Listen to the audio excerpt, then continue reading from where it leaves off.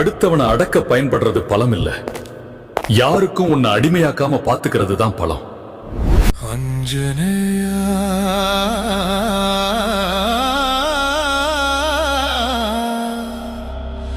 அஞ்சனேயா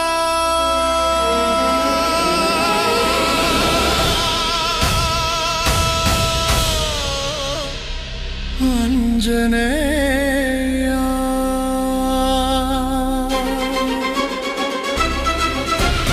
அஞ்சிலே ஒன்று பெற்றான், அஞ்சிலே ஒன்றை தாவி, அஞ்சிலே ஒன்று ஆறாக ஆரியற்காக